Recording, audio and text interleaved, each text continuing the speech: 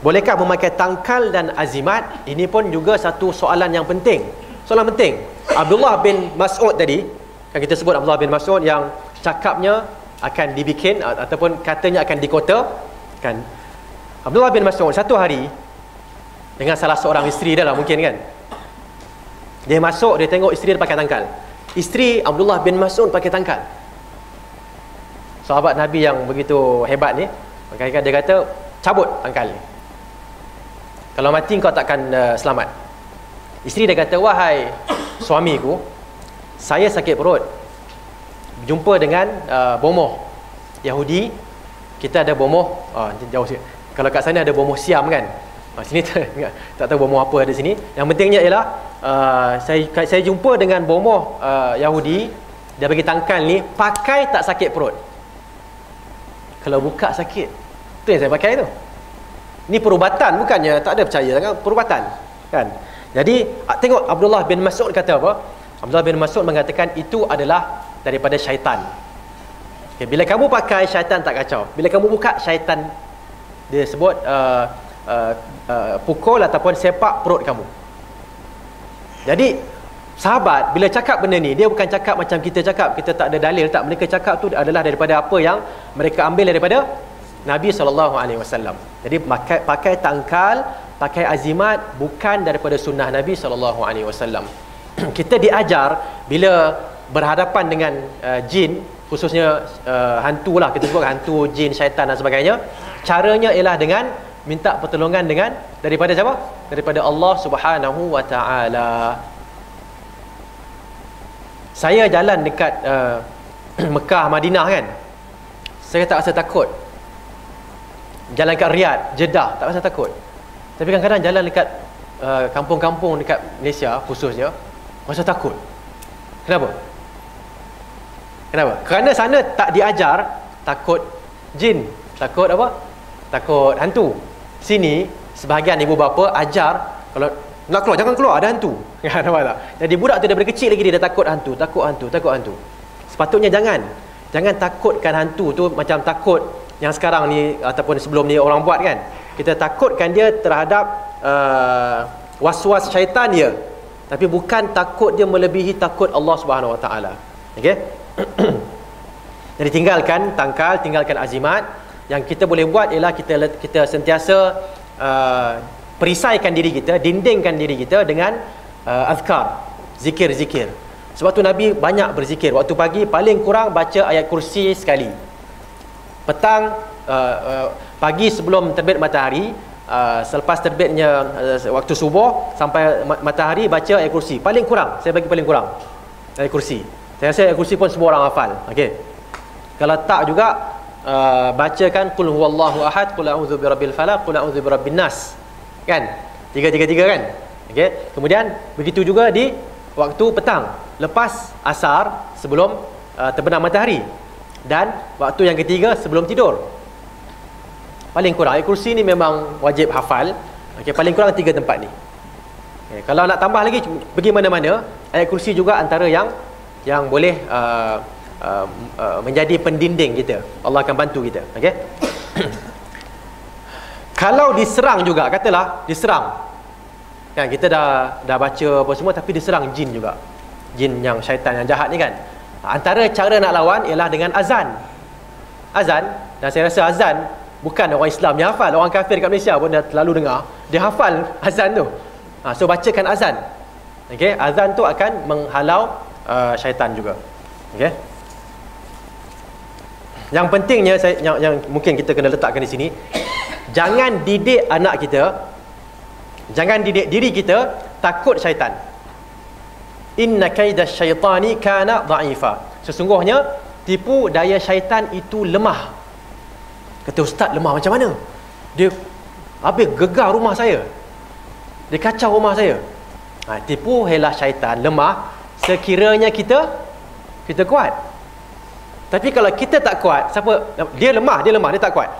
Contohnya kalau dia tumbuk, kan, dia macam mana nak tumbuk? Dia katalah dia tumbuk macam ni. Kan? Ada bunyi tak? Okay? Dia bunyi tumbuk gitu. Kalau kita lemah, tumbuk gitu, masuk hospital. Kalau kita lemah. Tapi kalau kita dah kuat, tapi bukan kuat badan, kuat dengan zikir, dia kacau, tak boleh, tak boleh kacau. Contohnya Umar bin Al-Khattab radhiyallahu anhu ardah. Ni last sekali kita tutup insya-Allah. Umar masuk jumpa Nabi, Nabi tengah bagi ceramah pada kaum wanita. Dia orang duduk agak sempoi ataupun duduk agak senang lenang. Maknanya duduk relax lah, kan. Bila Umar masuk semua bakat duduk straight. Mungkin agaknya asalnya duduk sini kan. Bila Umar masuk duduk straight. Macam kan. Jadi Umar bila tengok, kenapa ni pergerakan ni menunjukkan ya aduwati anfusihin. Kamu semua musuh diri kamu sendiri. Kamu hormat saya, tak hormat Nabi. Atahabnani wala tahabna Rasulullah. Kamu memandang saya hebat dan tak begitu pandangan kamu pada Nabi. Tak guna kamu. Lebih kan kalau bahasa KL agaknya tak guna kamu semua ni. Gitulah kan. Okey. Jadi seorang tu kata anta aghladu wa afadhu min Rasulillah. Seorang perempuan tu dia tak tahan agaknya kan. Dia kata, Omar, hang tahu tak? Kamu tahu tak bahawa kamu ni keras dan kasar, tak macam Nabi. Nabi orangnya lembut. Kan, kamu keras dan kasar. Jadi bila dengar tu Rasulullah bila Omar cakap, dia tak kata jangan cakap, dia biarkan dulu. Bila ada orang jawab, barulah dia, nampak tak? Dia kena, kalau nak buat perbincangan mesti ada kepala. Nak buat perbincangan tentang agama ke tentang apa ke, mesti ada seorang yang jaga. Jadi Rasulullah mengatakan, ihan yabn al-Khattab, benar sekali wahai anak al-Khattab. Okey, fa innahu, okey, ma salakta fajjan, kerana bila engkau jalan satu jalan wahai Umar, katalah titi ni, kalau Umar lalu, syaitan dia berenang kat air. Kan, tak mana-mana syaitan tak berani lalu sini, dia akan berenang lah situ. Dia tak berani. Fa innaka idza salakta fajjan salaka syaitanu fajjan ghairahu. Syaitan akan lalu jalan lain, dia tak berani. Aura kan, aura orang panggil kan, aura kehebatan Omar tu ada kat situ, keimanan dia. Okey, bila lalu situ syaitan dia, ni Omar tak boleh, pening lalu sini kan, lalu sini pening, tak boleh, jatuh nanti kan, lalu tempat lain. Okey, saya nak tanya, Omar tadi perempuan tu kata apa, sahabiah tu kata apa, keras dan kasar. Omar bila dengar ni, apa Omar buat? Kita kalau orang puji kita, asalnya duduk ini, bila puji tu kan, gitu kan, betul tak? Omar bila dengar, fabaka Omar, Omar menangis. Fabaka Omar, apa? Omar yang disifatkan sebagai keras dan kasar tadi, bila dengar begitu menangis. Okey, jadi yang kerasnya apa sebenarnya? Keimanan dia. Okey, sikit saya nak tanya sikitlah. Omar tadi kalau lalu sini, syaitan lari. Kita kalau lalu, syaitan duduk mana? Duduk mana? Tak, syaitan tak duduk tepi, syaitan dia lompat terus ke depan. Dia tunggu kat depan kan, macam ni. Betul tak? Dia tak takut langsung. Jadi kita, macam mana kita nak takutkan syaitan tu kepada kita? Caranya ialah dengan kuatkan hubungan kita dengan Allah Subhanahu Wa Taala. Saya rasa itu saja. Kita memang perlu banyak membaca. Okey, membaca. Nabi pun, Allah pun turunkan ayat pertama, Iqra bismi rabbikal ladzi khalaq. Membaca Al-Quran, membaca hadis Nabi. Yang ketiga ialah membaca baca apa? Surat. Itu termasuk dalam hadis lah, doa apa semua kan. Apa lagi? Membaca siyarus salihin, sirah-sirah orang-orang yang salih. Bermula dengan Abu Bakar, Umar, Uthman, Ali, sahabat-sahabat Nabi. Okey, kemudian siapa lagi? Tabi'in, para Nabi. Itu kisah yang kita bacakan kepada anak kita sebelum dia tidur. Bukan Cinderella lah kan, cerita-cerita yang ambil daripada barat. Kata bukan itu. Kita baca kisah yang ni pada mereka. Okey, kisah macam mana Al-Ala Ibn Al-Hadrami kan, dalam satu riwayat jalan atas air kan. Kita dah dengar Superman ni kan, sekarang ni Man of Steel kan. Superman, okeylah, Superman terbang. Tapi ada juga sahabat Nabi yang jalan atas air. Cerita kan, ada sahabat Nabi bila bercakap tu, orang jauh dekat Iraq dengar. Omar bila berkhutbah, ya sariyatul jabal al-jabal, ya sariyatul jabal al-jabal. Orang khutbah, kenapa Omar panggil Sariyah? Sariyah lelaki, bukan perempuan.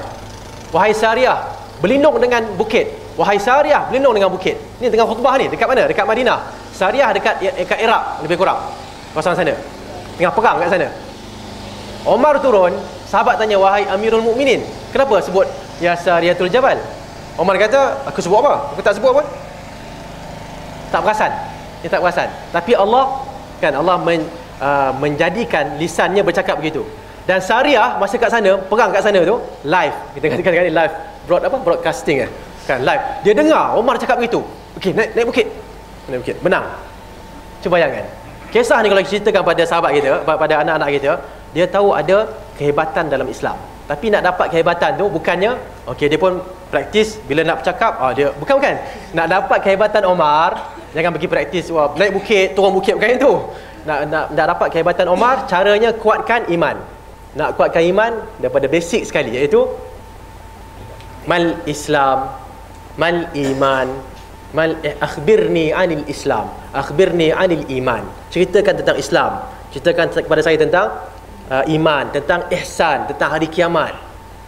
Ini adalah kan Nabi sebutkan bila kepada Umar juga kan, atadri manis sa'il ya Umar, engkau tahukah siapa yang bertanya wahai Umar? Umar kata Allah wa rasuluhu a'lam. Nabi kata zaka Jibril, itu adalah Jibril datang mengajar kepada kamu agama kamu. So nak dapat kehebatan Umar, caranya tu je. Okey, 5 6 1 5 6 2 dan apa? Apa 5 6 2 ni? Kan rukun Islam yang 5, rukun iman yang 6, rukun ihsan yang 2. Dan hari kiamat ada apa? 2 juga kan? Cerita tentang waktu hari kiamat tak boleh, tanda hari kiamat. Okey, 5 6 2 2. Ni nombor keramat ni. Okey, nombor keramat 5 6 2 2 ni kalau siapa boleh buat yang ni, bukan 7 8 6, 5 6 2 2. Okey, 5 6 2 2 dapat yang ni, masya-Allah. Dan Umar buat yang tu, dia syaitan takut dengan dia. Kita jauh daripada ni menyebabkan bukan syaitan ya, bukan takut lagi dah, dia bersama dengan kita. Okey, so kita kena perhatikan sentiasa benda ni. Wallahu taala alam.